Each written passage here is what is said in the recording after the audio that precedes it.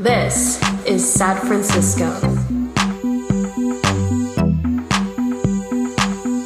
Welcome back to San Francisco. I'm going to take you back down south this episode to Northwest Arkansas, the NWA.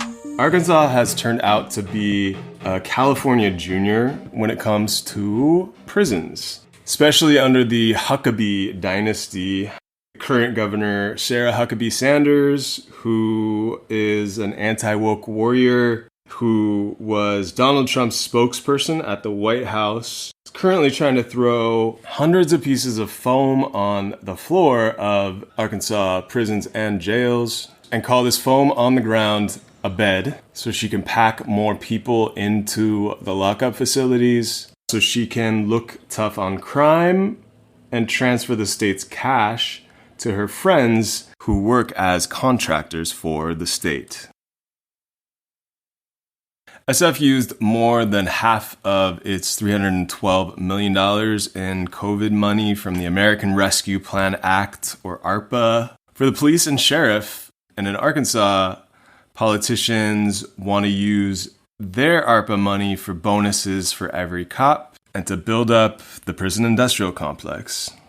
To speak about this, I brought in the experts. To start with, we have Caitlin Wood, abolitionist and editor of San Francisco, and also Gracie Fuhrman from Arkansas Justice. And we talked about their state's attempt to do what our politicians want to do here, which is to expand conservatorship and increase the number of excuses that politicians have to lock up people because politicians from Arkansas to California have incredibly similar brains, weak brains that are susceptible to bribery and corruption.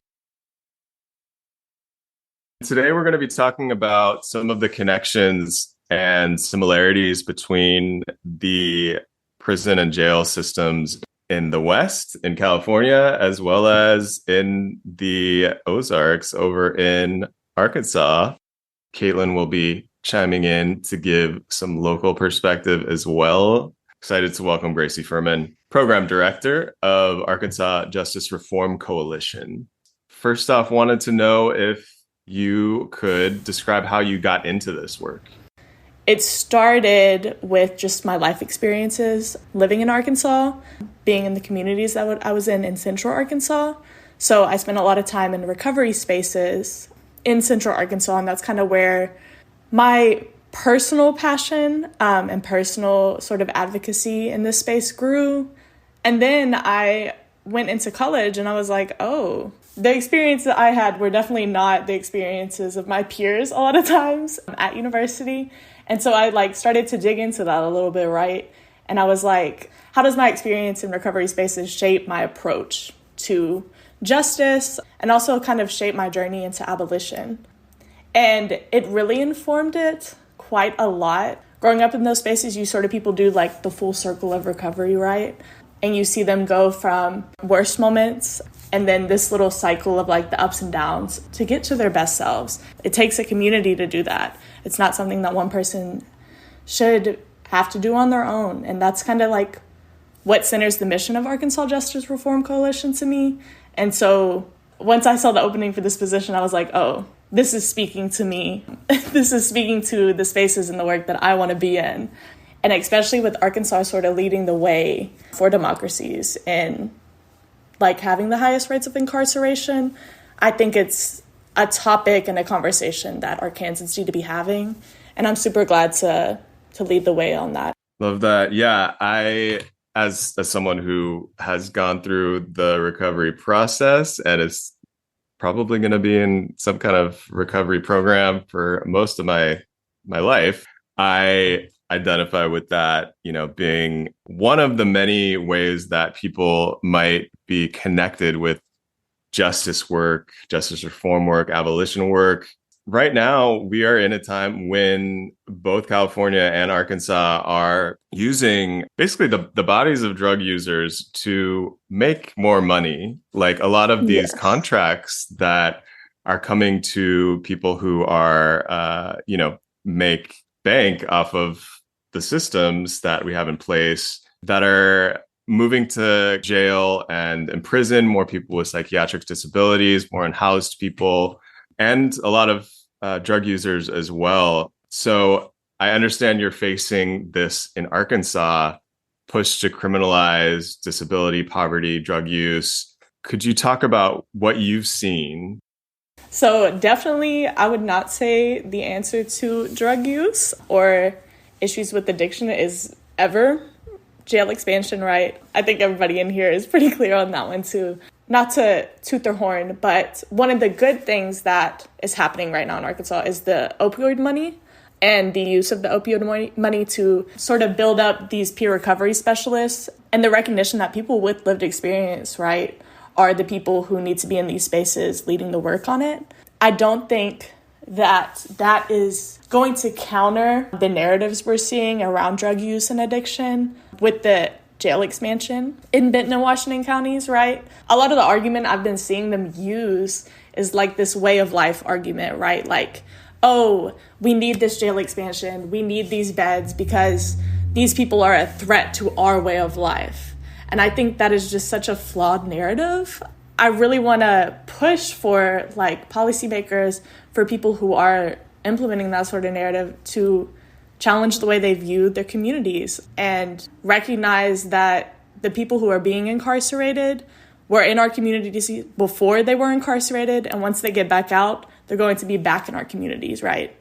And that's because they're our neighbors. They're the moms you see picking up their kids from school. They're youth who are attending our high schools, who are attending our middle schools.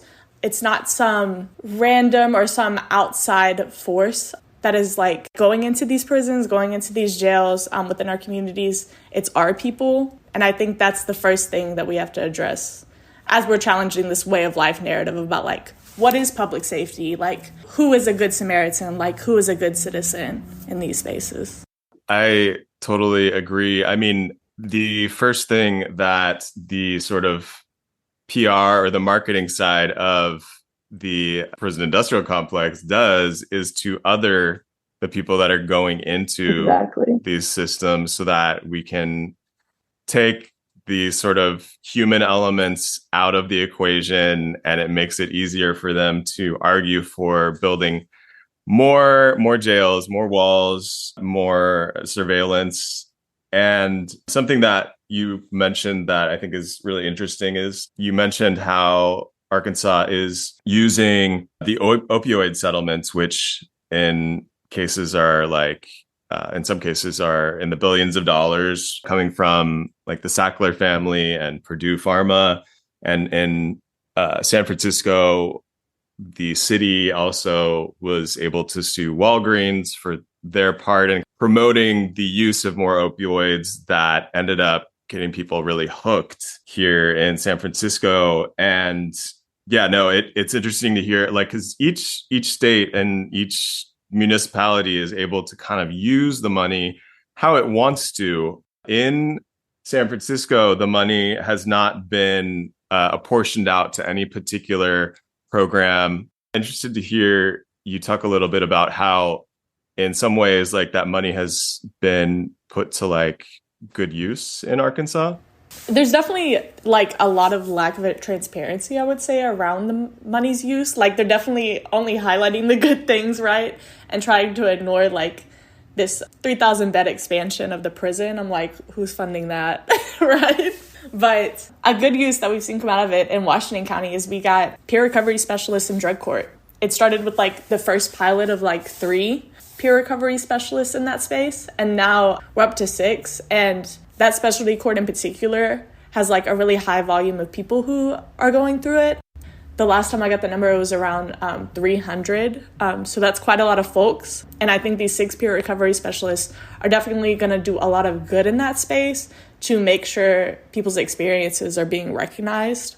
And also just like leading the way within like their navigation of the court system to sort of be an advocate for them and a mentor in a lot of spaces, in a lot of ways as well. It's a lot like a recovery space once you get that peer recovery specialist in there and you get somebody like guiding you through the process, holding you accountable, and also making sure that your needs are met, making sure that the courts are accessible. 1, you have transportation, you have housing, you have a meal every day. Those are some of the things, like holistic services, that our system misses a lot, and that's how people fall through it.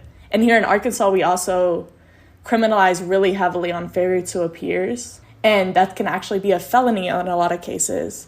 And we've seen individuals here be incarcerated only, or the prosecutor charged them with the felony failure to appear in an attempt to incarcerate them off of that only.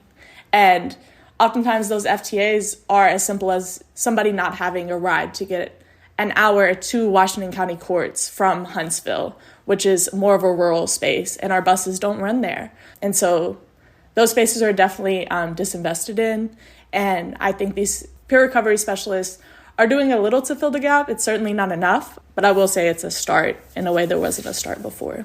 Before we get into that, like the jail expansion that's happening in spite of people locally having voted against it, and realizing, that is heartening that enough people are recognizing this is not going to solve, this is not a solution to the problems facing people, which are largely problems of addiction. And if not addiction, they're basic problems. Like, it really just goes back to the basics in so many cases. Like, if people do have a place to stay, if they have access to just the bare necessities, like a warm meal every so often, the connection between that and sobriety is huge. The connection between that and not getting cycled through the prison and jail system again and again. Yes. In Washington County, we've been running the numbers. The population in jail, it's hovering between I would say 17 and 20% of the jail population here are unhoused individuals. And they're people that you see come in and out of the system constantly. And that's because a lot of their activities, just simply existing, just simply finding a place to sleep, is being criminalized. Especially in Fayetteville, where we're seeing skyrocketing rental rates right now, huge amounts of growth. Their response to community members who have been here for decades, their families have been here for decades, and they're experiencing houselessness, is to just incarcerate them. And then their answer to them continuing to cycle in and out, right, is, we need to expand the jail. We need to make sure we're meeting their need in the jail. And that's so incredibly hypocritical to me, because we could just meet their needs on the outside. We could just provide them adequate housing and food security, and it doesn't have to come from the Washington County Jail. Absolutely. And in most cases, it's going to be so much cheaper just to give people a stipend or a voucher for housing. I mean, the top cost of living for most people in this country and in the world actually is housing, is, the cost of rent. And to say that this is our solution is to build a makeshift housing situation that looks like a jail cell at a higher cost than it would cost to just house people in the housing that already exists. It's really absurd. It doesn't make sense.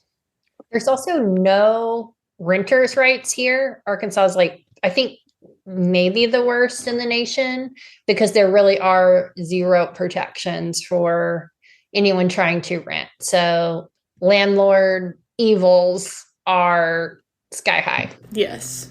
That's 100% true. And especially during I'll get to the ineligible use of the ARPA funds later, and how maybe that could definitely help in this space a little bit.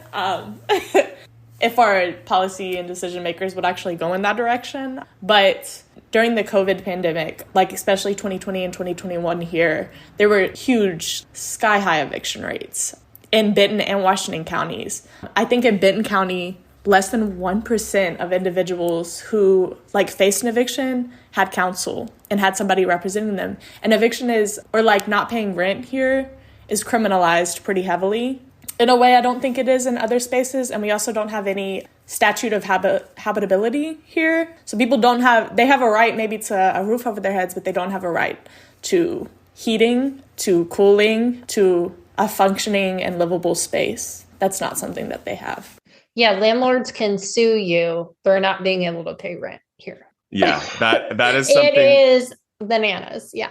So fortunately, we do have some protections against that here in SF. And, there's a right to counsel that hasn't been funded in a way that makes it a very useful way to, help yourself when you're going through the eviction process. But yeah, maybe you could walk us through a little bit like what the ARPA, what that situation is that you just mentioned, and where money's going. Why are we seeing jail expansion being funded during this time when we know people are struggling, that it's so clear from looking at who gets put into jails and prisons that the lack of funding for the most basic services is causing these jails and prisons to become just filled as soon as they open.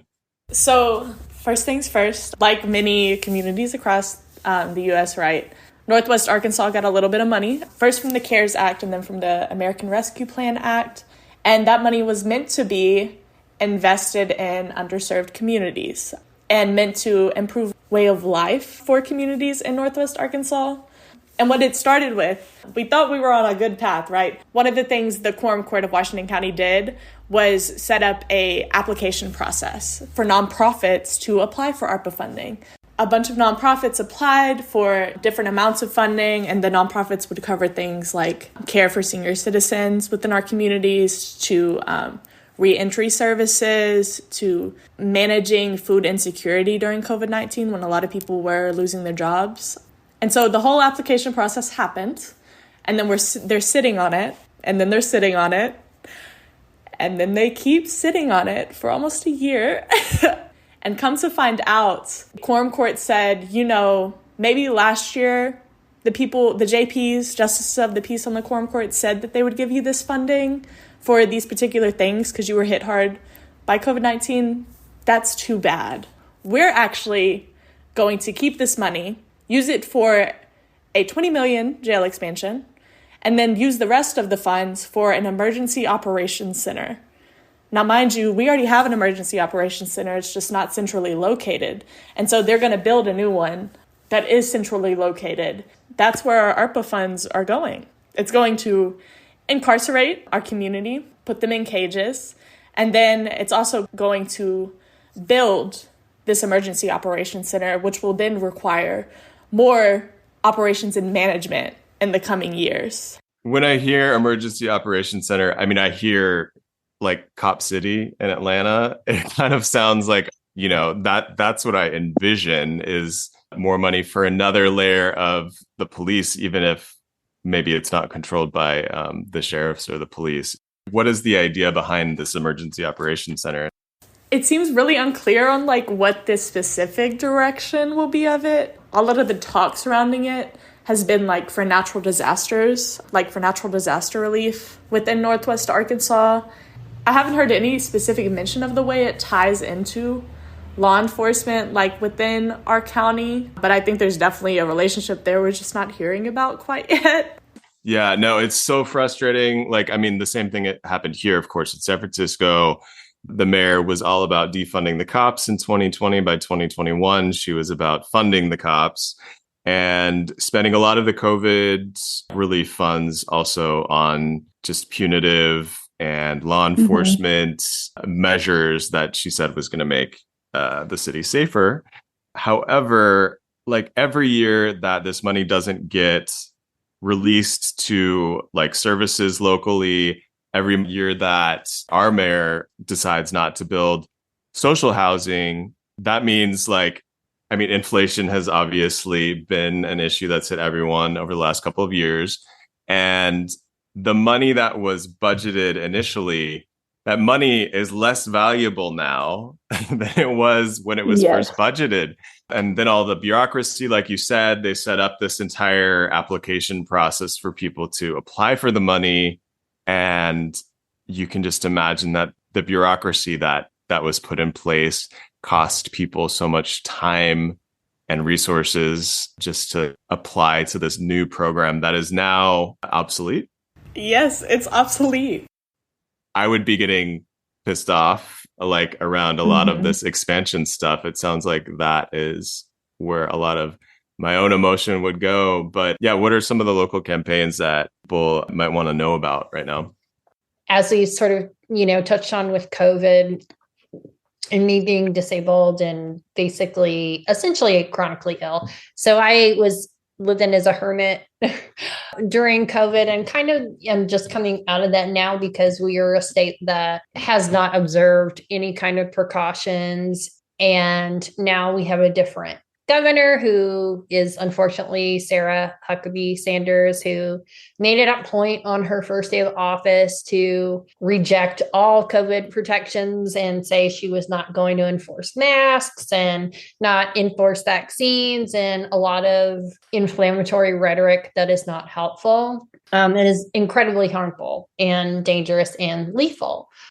The way they're strategizing and using COVID and COVID protections in order to expand the jails here is just especially grating, because as Gracie will tell you, the plan that has been in place, they've wanted to create and expand, of course, jails and the PIC for years.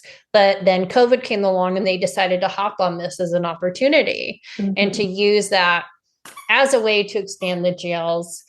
One of the things that I think most upsets me is, and that should upset everyone, is outside of the jails and outside of the prisons, just in everyday life, we're acting like COVID is gone. People aren't masking. There's just this sense of like it's over. Meanwhile, they're like, COVID is a problem. This is why we need more jail beds. I happen to know someone who works inside of a jail, and I know that they aren't allowed to wear masks inside the jail. So they are intentionally preventing people from protecting themselves. So to use this as like all of a sudden they care about COVID and people's health is just obviously a lie. And we all know it's a lie. You sent me that article speaking about the local doctor who's paying out a settlement to... Oh my goodness, yes. Inmates that had been people who were inside who were unknowingly shot up with ivermectin. Yes. Or, this doctor's getting paid to administer these horse tranquilizers. Like, what even is it? Yeah. No, this is a medical doctor. Like, what? I just feel like, what is happening? And to add to that entire case, they started giving ivermectin to individuals in Washington County Jail in November of 2020. But those folks didn't find out about it for a year. And then the suit didn't actually start until, I think, the top of the year in 2022. In response to that, I did like some digging just through their social medias and their Facebook. And based off what I can find, it's still a practice that's occurring. It's something, I think they changed the way their consent forms work within the detention center. But Dr. Karras and his facilities still own the contract. And that contract actually went up for 2023 from like $1.1 million to $2.2 million because their medical malpractice insurance skyrocketed as a result of that lawsuit. But meanwhile, the individuals who filed that suit and the settlement, each individual is only receiving $2,000. It was a $10,000 settlement out of that. And they still have the contract. I mean, it's maddening because in the end, like that means that people who are paying taxes are literally paying the legal bills of this doctor. You saw this so much during, especially like 2020, 2021 in California, prisons and jails. I mean, the COVID rates were very, they were sky high compared to the rest of the population because jails and prisons being a place where, there's a lot of people in small enclosed spaces who have no freedom of movement. It becomes a breeding ground for things like COVID, things like RSV, the flu. So you had hugely high infection rates. You had hugely high death rates that we still haven't seen like accountability. I would think just like making sure the connection between like this COVID-19 jail expansion, right? And then these practices by the person who has the contract for medical care in the jail, and just really recognizing, right, that intermingling those two is a narrative we're seeing pushed out, and it's a really harmful and dangerous narrative for people who are incarcerated here to be given ivermectin, which is not FDA approved for treatment of COVID-19 at all, but it's still being used within our facilities. Also, I think just to really underscore the fact that the jail expansion was voted down. People said, no, we do not want this. And also, Gracie and I, if I can say this, we did FOIAs, FOIAs, Freedom of Information Acts. We sent FOIAs to like everyone in Washington County, and nobody had any emails, information on when this jail expansion got started. Just coincidentally, just no one had anything. And it's like, we know you do. Somebody was talking about this jail expansion. Like, it had to have happened somewhere. And they asked for bids, and the sheriff was like, to paraphrase, but essentially it was like, oh, we're thrilled with what we're getting here. We're thrilled with the bids that we're getting. And like, people do not want this. And people don't want this. They already said no. And the county here said, sorry, we really need this jail. Yeah. That's very true. It's translating into like a total, lack of trust in the government. I mean, the lack of transparency over things like bids for contracts, which generally within government contracts, you have to have more than one contractor who wants to make a ton of money off of things like jail expansion to be involved. The bids are basically being treated as if there's a monopoly on the jail construction. The campaigns you're doing, who are the groups and individuals that seem to be really pushing expansion of the jails and prison industrial complex? The first group that comes to mind, of course, is the Washington County Quorum Court. Not everybody on it, most definitely, but there are definitely pretty influential actors on it that hold a lot of power, that are pushing for the jail expansion and nothing else. And that nothing else part is the part that enrages me the most about this whole process. We've seen a lot of people on the Quorum Court say, oh, we'll invest in other services like pretrial services, for example, we don't have here. And now there's this narrative that is going about that, oh, we can't release those people because they're highly dangerous criminals. It'd be a disservice to our community to release them. That's why we need a bigger jail. So that's the first group that comes to mind. One of the groups we're targeting right now with our campaign is a local construction company called Nabholz. They pride themselves on investing in the community. There's a quote within their bid packet that's like, if we don't operate with integrity, right, take my name off the door. That's by their founder. And so what we're doing is we have an email petition and we have a call petition where it's like, so where's the integrity in building cages for $20 million? And this actually isn't their first project either. They did some work on the Benton County Jail as well, and then they've done work on our prisons within Arkansas and made bukus of money off of that work. So it's just really interesting to see them say they're upholding integrity with those projects. I think they are the largest construction company in Arkansas. Like, they get Walmart money. This is a company that makes probably billions, I would assume. I think it would be safe to assume billions. They also do work for the universities. They do work for city governments as well. And so to pull off of this $20 million jail expansion would not be something detrimental to the company. That's a part of the reason why we're pushing them so hard. We don't have a contract in our hands yet. And so the fight is definitely not over. It's kind of a brick wall right there that we're constantly pushing and pushing against. Because we did get the jail expansion down from $100 million in November to this $20 million. But we already said no we already voted no. Building off of what Caitlin said earlier about this being meant for COVID, COVID relief within the facilities, this expansion won't exist for the next 3 years.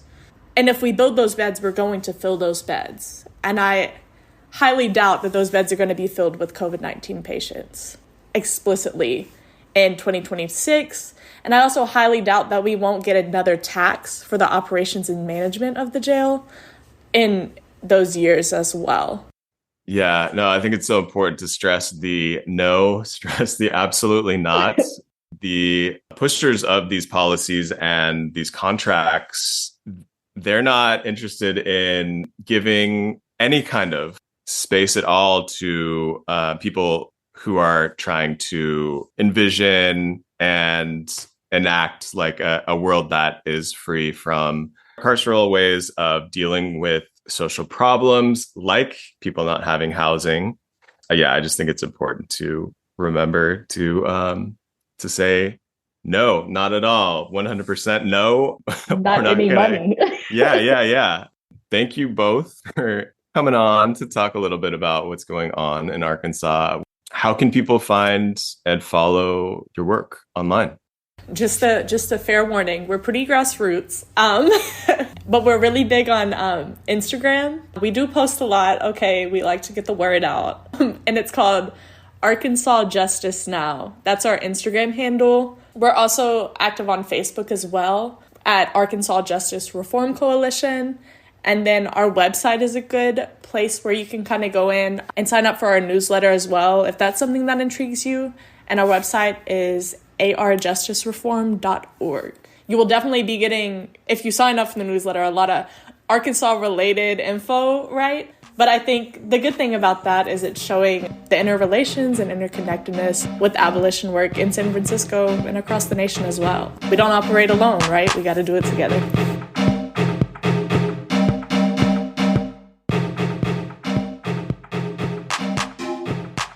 Thank you for listening to Sad Francisco. The show is produced by me, Toshio Moronic, and edited by Caitlin Wood. If you want to listen to our past episodes, go to patreon.com/sadfrancisco. You can also help us out with some cash if you have it. See you next time in Sad Francisco.